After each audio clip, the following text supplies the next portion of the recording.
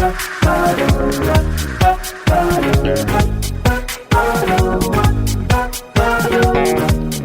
this is Carrie from Wrap Your Head Around Silks. This is the Expecting Aerials podcast, now with the Digit Network. Thanks so much for tuning in. I cannot believe this, but this is season 5. So thanks to you. This is a thriving podcast, reaching the corners of the world, all the women out there, and I'm so excited and proud to be with you.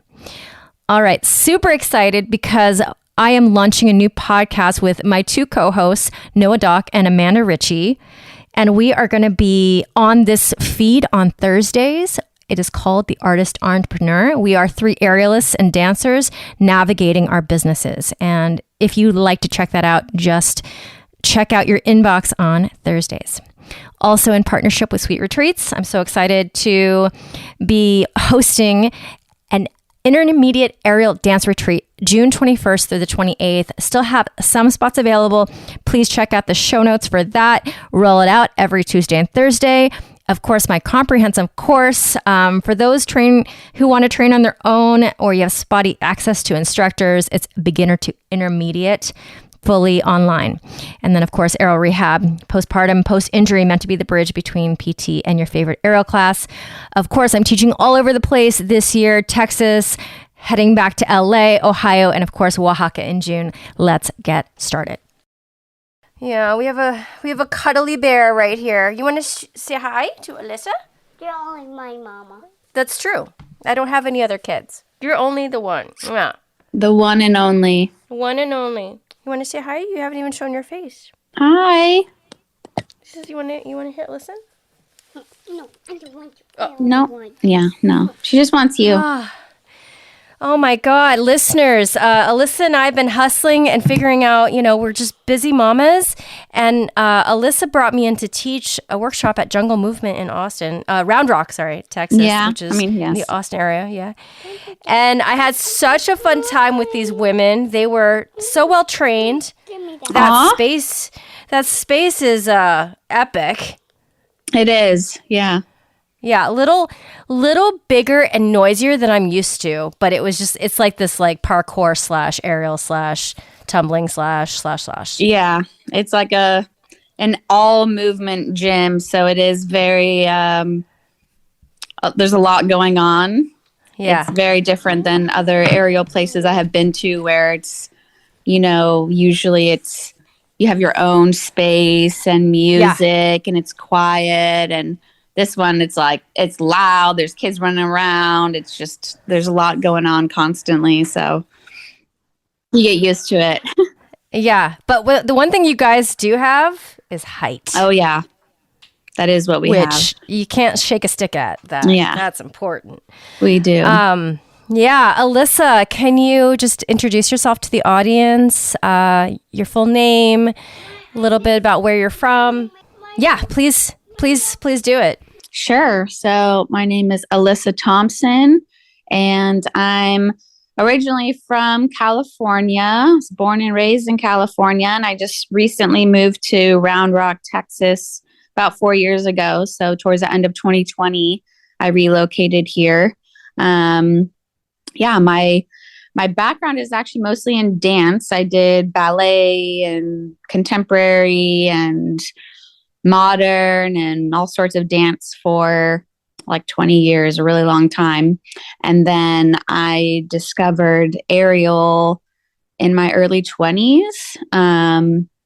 Actually had Rachel Bowman come to my dance studio during like a summer camp, and she taught a class there, and I fell in love with it. I thought it was only... And that was in California? Yeah, I was in California. That was before she opened the loft, so she was still like hopping around studios and teaching and stuff. And shortly after that, she opened the loft. And so I started going to it when it was in like an apartment. It almost seemed like it was like a little apartment. Yeah. It was tiny. And so I used to go there and, here and there. And then she got like that bigger space in like the Burbank area. But yeah, so kind of just fell in love with aerial and been doing it. Had 2 kids, so, stopped and started and stopped and started. But mostly just doing aerial now. I haven't really danced in quite a while. Yeah, it's actually oddly better on our joints. To Yes, be in the it air, is. right? Mm-hmm. It's still hard on the body, but how old are your kids now? My son is 6 and my daughter just turned 12. Oh, so you're like 6 years postpartum. Yeah. Yep.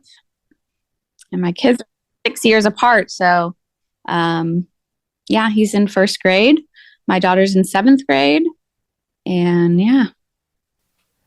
Would you advise people to have a 6-year separation? I actually do like it a lot. It wasn't planned that way. I did plan originally having them closer together, but it just didn't work out that way. And so I ended up having them, such a big gap. And I actually really like it because they're both in completely different places. And I got to really put all of my time into each one in those like first, 6 years. So by the time my son came, my daughter was pretty much like independent in many ways. Right. But those, first prime 6 years, she got my full attention. And same with my son. He needs more attention. But it gave my body more time to heal. I feel like it wasn't so back to back. Right. So I had a bit easier pregnancies than most, I feel like. And yeah, I do like it. Yeah, let's get into that.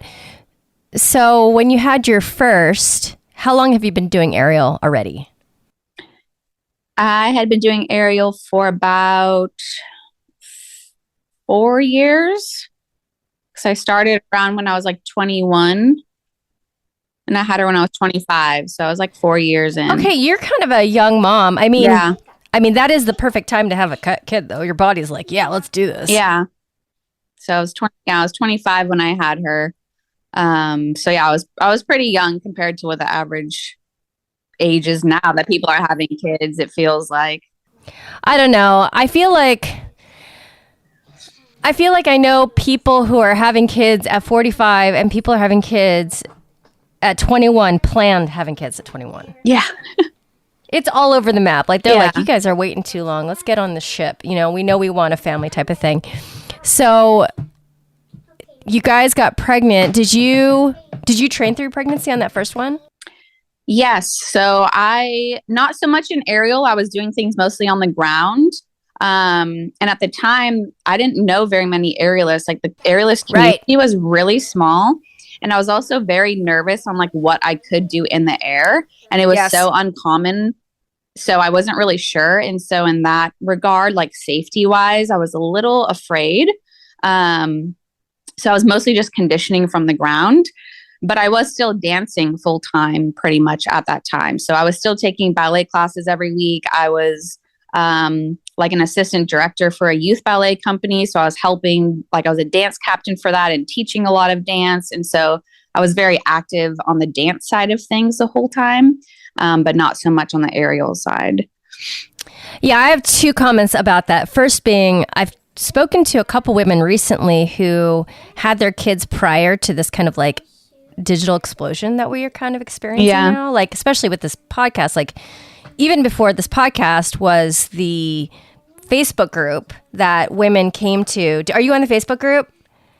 It's like postpartum and prenatal and postpartum aerialists. Like there's a lot of information there. And then now we have this podcast where you guys can just scroll through and find the problem that you're looking for and try to find it. Yeah. But before this digital explosion, it's like there's just a kind of like an information desert. Mm-hmm. Not that these are like studies, because for studies to even occur, the scientists and the doctorates behind them have to guarantee their participants zero harm. And they can't really do that. So these things aren't really happening. Me and Aaron Kaz have talked about doing a compilation of non-scientific anecdotal evidence, but that's work maybe for the future. Yeah. So that women kind of know based on what other women's experiences have been like, and then they can make their own decisions. My second question, that wasn't a question, that was just a whatever. my second point. So I remember when I was in my early 20s, I was taking class at the Edge in LA, and there was one woman, and she was very pregnant. She was second into her third trimester, and she was in jazz class with Adam Parsons. I remember, I don't know if you know this name, and she was in a full leggings and socks, and her leggings were underneath her boobs so you could see full belly, tight clothes, and she was in there doing triple, quadruple pirouettes. My question to you is, what did you experience with your balance dancing, with the relaxin and your flexibility, with your ability to jump, with your ability to stretch during that time? So my balance was something I felt like I had to relearn, because as I got bigger, my balance was so different of the weight distribution. So I wasn't jumping at the time. That was something that I was also a little like hesitant on. And my doctor was like, yeah, you probably shouldn't be jumping very much because it's like jolting the baby around or whatever. So I wasn't really jumping. I was doing turns, I was doing extensions, I was doing bar work. Like I was doing most of that, but like center work, I was mostly doing anything that was like the adagio and the turns and not so much the jumping. But my balance was very different. It was like changing. So I was like having to relearn it. But my flexibility, I feel like my hips got very open. Like I got a lot more flexible in my hip rotation during pregnancy. But after pregnancy was a whole different story. During it like after, sucked back in. My hips have never been the same again. I've never had the same turnout. I felt like they expanded and were very loose during, and then after they like tightened up, and it was very hard for me to like get them moving again. But I developed like a stronger back, and I feel like after my first baby coming back into dance, I jumped back into dance really fast, and I was a much stronger dancer. Like I feel like pregnancy actually made me a much better and more expressive dancer too. Like something about it just changes you. But yeah, dancing while you're pregnant. I mean, I danced on point shoes as well when I was pregnant, just because I wanted to. I was like, oh, I wonder what it'd be like to dance in point shoes. And what was it like? It was, I mean, it felt about the same, just like heavier in distribution, but it almost didn't really feel that much different. A little more heavier on my toes, but yeah. Is it the most obvious? Is it you're doing a pirouette, you have this belly, your body wants to go forward more? Is it the most obvious problem? Yeah, it's like I feel like I had to pull my chest up more, like trying to counter the weight a little bit more. Yeah, it was just different, and it's almost like you feel like, you know, when you have something in your hand and you start spinning, you can almost like feel that force of something. That's like kind of how I felt it on my stomach. Was like it's kind of hard to explain, but like there's a bit of a G-force. Yeah. It's like not spinning. It's just so weird. Okay. And so with the flexibility, the increased flexibility with the relaxin, did it always feel good, or did you have any pain associated with it during that pregnancy, that first one? Yeah, not really. I had a pretty easy pregnancy, to be honest, on that first one. I don't know if it was just because I was active or because I was still so young or what, but yeah. I mean, I didn't really have any symptoms or pains or really anything. Vaginal birth. Did you opt for the epidural? No, I did full everything, full natural. Full natural. And you wanted to? Yeah, I wanted to. Where would you rank the pain of the whole process, 1 to 10, of your whole life pain? Definitely a 10. It is my worst pain in my life. But like manageable, I don't know. It's a different type of pain that I feel like is empowering. Like I've just felt like such a badass afterwards. Yeah. Like my badassery just like totally went up. Like I was you're already kind of up there, but now I'm like super badass. And I felt like people should like be like, damn, like bow to me as I'm leaving the hospital. Yeah. Like there should be a row of people. Yeah, I should have gotten an award for that. Like what the hell?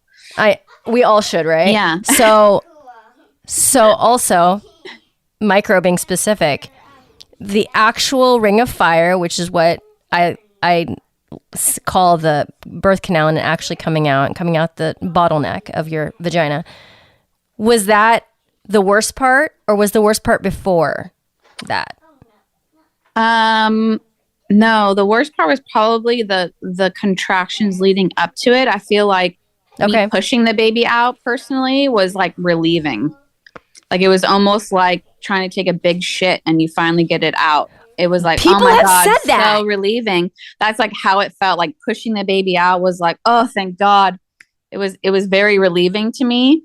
I think the most pain was getting the shoulders out for both babies. Like the head, I feel like people think it's the head, but to me, it's the shoulders. Like the shoulders are wider, and I don't feel like they like are tuck in small enough. I don't know. Right. But that was almost like harder to get the shoulders out than the head. But see, it just went so fast. Like that first baby, I almost barely even remember pieces of it because I labored at home as long as possible. And I was just pacing, walking back and forth to like my bedroom, to my living room the entire time, and would just like lean over my bed or whatever every time I'd have a contraction. But I just kept walking through the whole thing. As it progressed, I started throwing up after every contraction. And I was like, oh my God, I was like throwing up. I'd have a contraction and I'd be like puking at the toilet.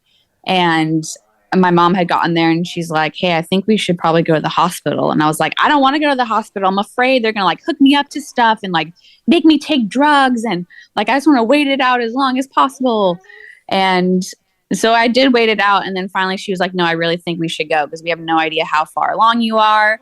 And my hospital was like 30, 40 minutes away. Okay. So we got in the car and we drove. And I feel like that car ride was the most painful. Like the movement of the car going over speed bumps. And you like couldn't walk. And I couldn't move walk, yourself. And it was just stuck in a spot. And that was awful. I got to the hospital. As soon as I opened the car door, I'm throwing up outside of the car door. They put me in like a wheelchair and like raced me up to, labor and delivery. And I get there, they check me and I'm like 8.5 centimeters dilated. And they're like, this baby's coming any minute. And I'm like, wow. What?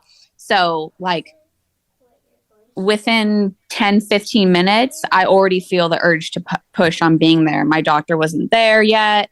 So then her head just started coming out. Like my body just took over and was just like pushing. I could not control it. And her head was out when my doctor walked in. He walked in, sees her head is out, and he literally ran to me, put gloves on, turned around, and literally caught her like came out, like shot out into his arms. Wow. It was so fast that like I almost don't even remember. Alyssa, you're really good at telling the story, by the way. Oh, thanks. It's like blow by blow. Yeah, it was just, that's like what I remember. It was just like, here, like, I remember then meeting the nurse and the first thing she said was like, I know we just met, so this is uncomfortable. Like, we just met and I'm going to stick my fingers in you. And I'm like, cool, do what you got to do, And it was just so fast. I don't remember very much. It's so common that the first pregnancy is forever. It takes forever. Yeah. But did it take forever and you were just doing most of it at home? Like, no, so it was fast. My full labor from when it started, from when my water broke at home that morning to baby being born was about 4 hours and 45 minutes. What? Yes. Okay. I've seen your body. You are naturally very petite. Did you have any pelvic floor tightness or did you work on that prior? Because being an aerialist, being a ballet dancer, you're like, I would always guess that you're hypertonic just for those two things and seeing your body type. Yeah. I did not work on that for my first pregnancy. I feel like I didn't even know that was a thing, to be honest. Like, I didn't even know pelvic floor was a thing. I didn't even know that I was supposed to, but I feel like I already naturally was engaging those things anyway. Like, I feel like as a dancer and everything, you're always kind of like holding things in and like staying in it. Like, I don't know. But what I'm saying is that your pelvic floor is probably very healthy versus too tight, because for so many ballerinas and aerialists, they're too tight. They can't stretch. They blow out all their muscles when they have the baby. That's not what really happened to you. No. Yeah. Yeah. I was fine. I mean, yeah, I don't know. I have no idea why I had such a fast and everything. It's because I don't get it's a lot of things, but it's like, I also like to know the trajectory, like all these people, right? I interview so many women, and if you have your kid in your 20s, it's just butter. That is not everybody, but like the most. So, okay. So question about the relaxing. So you tightened up, and then you'd have another pregnancy for 6 years. Did your hips go back to your turnout? Blah, blah, blah. And then, so question number one. And then question number two is, when you got pregnant again, did that relax? And where it's like, oh my God, I'm squishy again and everything's opening. No. So my hips never went back to where they were. Okay. Boo. And the second pregnancy, they did get a little more loosey during pregnancy, but never to like where they were before. And even now, I still have like one, like my right hip just like always just feels messed up. Like it feels like it has to like pop or like open, like it won't. Yeah, I just like just fucked up my hips for life. Unfortunately. So 25, so you had your second kid at 31. And you were training aerial during that whole time. And during the second pregnancy, did you train aerial? Yeah, so the second pregnancy, I did train aerial a lot more, and I was also dancing. Okay. Because I went back to dance like right after my first, went back to dance 6 weeks postpartum. Like as soon as I got the okay, you can exercise, I was back dancing, and I was performing in like a full length ballet while at 6 months postpartum, like fully back into everything. And so with the second one, I wasn't dancing as much, but I was doing more aerial. So I was teaching aerial and doing it. I was like climbing, doing tricks, and during like as long as I possibly could. I think it was probably like month like 8 and 9 that I could barely get off the ground, like could barely climb. I just felt so heavy. Yeah. But was doing it definitely a lot more aerial the second time. Did you get really big? Yes, I feel for both your body. Of them. Yeah, for my body, I was definitely big, more so than like other friends that I had that were like dancers or more petite, and their bellies just looked like they got to like 6 months and they were 9 months, and you're like, how is there a baby in there? You look so Rachel tiny. was like that. Yeah, Rachel held her baby kind of high, and I remember like seeing her in a dress, and the way the dress fell, you couldn't even tell. Yeah, you're like, what? Like, how is the belly so tiny? My belly was giant. I feel like I could have had twins in there. Like, why is my belly so big? And was it like straight out in front? Mine was like straight out in front. Yeah, mine like was jetted. Straight until like the baby dropped a little bit, but it was like down, almost like oval down. I'll have to send you pictures, but it was pretty. Yeah, pretty you big. have to see this picture that I like to send to people because I took it the day before I went into the hospital. And it was from the side. I had underwear and a t-shirt on. And I pulled my t-shirt up. And you can see me, like, here's my back. And it was just like, like it was just outside of my body because my rib cage and my hips, there's not a lot of space between. So she was like living on the outside of me. Yeah. That's how I felt. And I was, mine. Yeah, I was a little swollen on the butt and the legs, but like kind of from the back, you cannot tell that I was pregnant. Yeah. It's so interesting. Okay, so the second pregnancy, you guys plan it? Yeah. Yeah. Okay, were you like, oh, I'm ready. I have amnesia. The amnesia is so good. I don't remember any of this. I'm going to just do another natural birth. Is that what was happening in your mind? Yeah, pretty much. Okay. Well, we always wanted to have 2. It was always the plan to have 2. And I really wanted to go for a boy. So I was like doing all the research on like my best odds to have a boy and when to do it and what positions to be in and whatever. Like, how do I get a boy? So we ended up getting a boy, but like, yes, we got pregnant with the second, and I really wanted to have a water birth because my first baby was natural, but it was in the hospital. And so now I was like, I really want to do a birthing center type thing and do a water birth and like kind of experience that. And yeah, that pregnancy was also fairly easy. Like didn't really have any symptoms as well. Gained a little more weight than the first one. Slept like crap, but I didn't have like morning sickness. Didn't have like anything like that. Yeah, had my second one in the bathtub at 2 o'clock in your in the home morning. bathtub. And was this the plan? The bathtub? You didn't want to do like one of those inflatables or anything? No. Well, the birthing center I went to, they had their own like big jacuzzi tub as part of it. So in the room that you get, they have it as an option. So it was already built in this like corner unit, like giant jacuzzi tub. So I kind of just labored around the room a little bit and bounced on the yoga ball and different stuff. And then at some point I was like, I feel like I'm going to poop myself. So then I sat on the toilet for a while and then was like, I need to get into the bath because I started getting really bad back labor. So my second one definitely had really, really bad back pain during that. So I wanted to get into the tub thinking the hot water would help soothe it. So I went into the tub and then ended up having him in the tub shortly after that. Second birth is the story that almost every woman that I talk to who wants a water birth wants. Mm-hmm. It's like the idyllic. Yeah. Yeah. So good job. Yeah.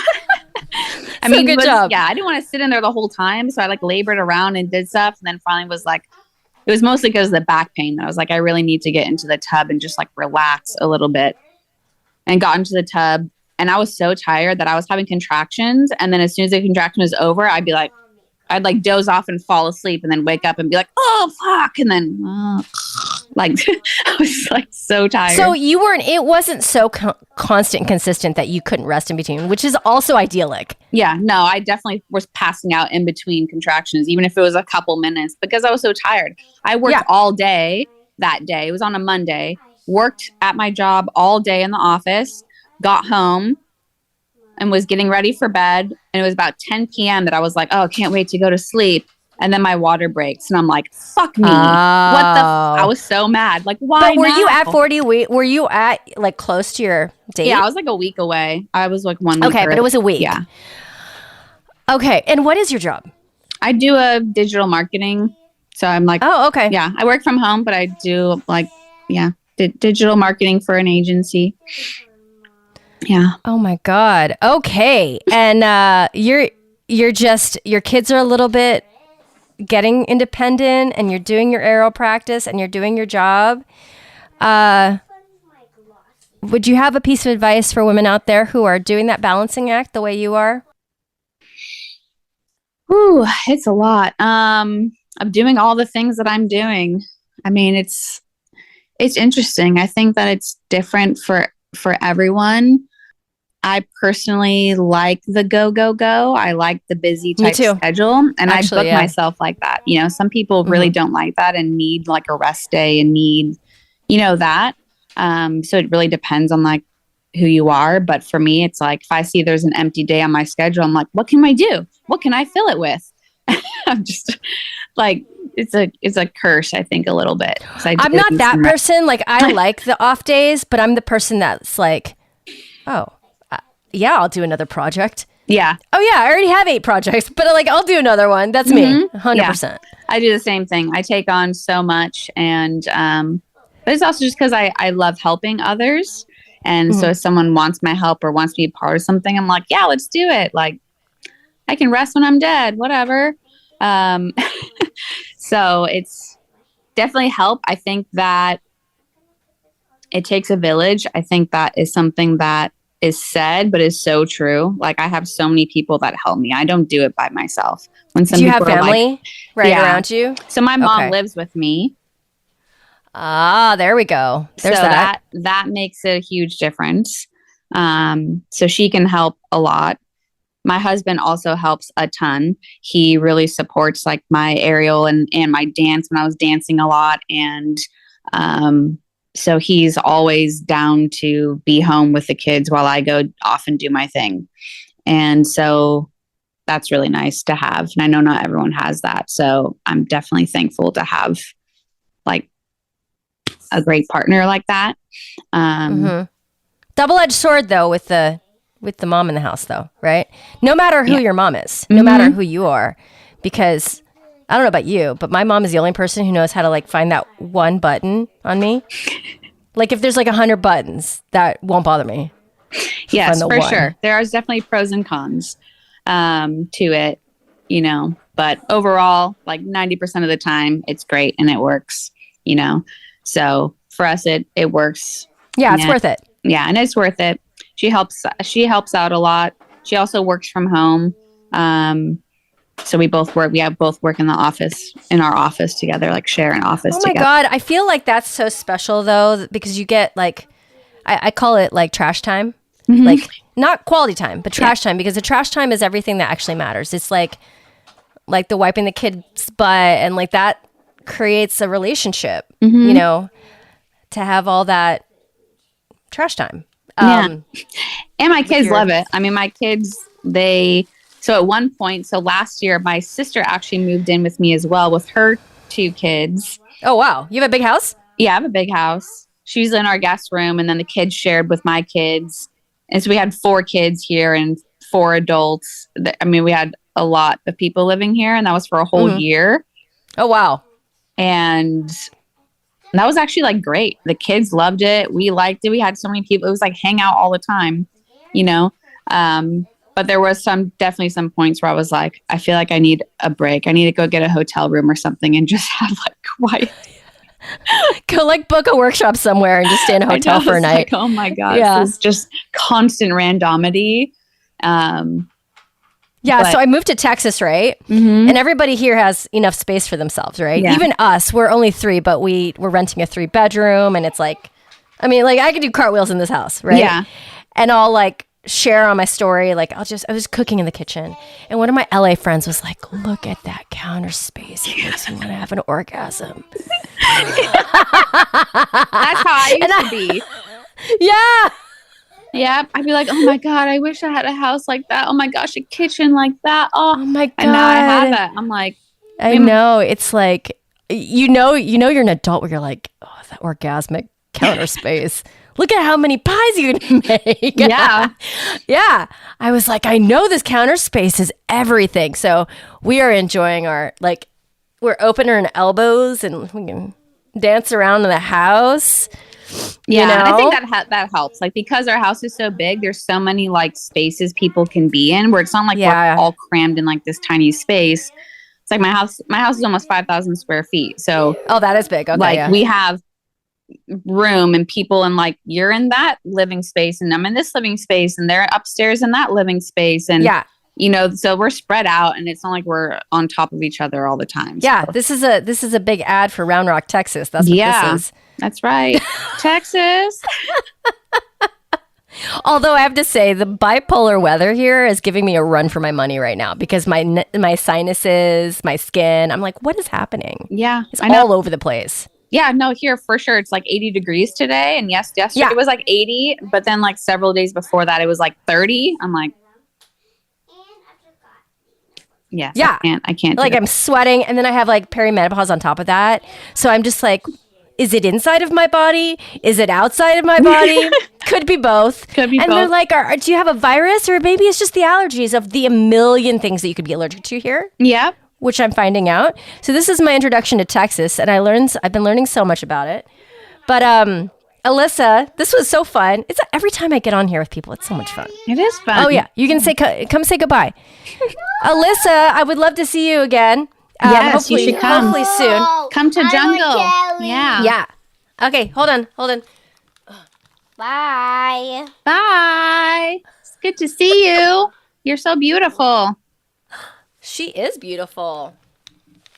My girl. Alyssa, I appreciate you. Thank you. Yeah, of course. It was good to see you. Hopefully we see each other again soon. My listeners, if you would honor me with a 5-star rating and a review, I would appreciate it forever. It is the hardest thing about being a podcaster is to get your podcast out to the people who want to listen. So the best way to do that is to have a good star rating and just ride that algorithm. So I really appreciate if you guys would just open the Apple app and leave me a review. It makes such a difference. I appreciate you. I also have Greener Grass with Digitent Podcasts with my friend Kelly McVeigh. If you want to hear my voice twice a week, it's there for you. It's light, it's heartfelt, and we bring on some really amazing guests. All right, my friends, over and out. This is Carrie from Wrap Your Head Around Silks. This is The Expecting Aerialist.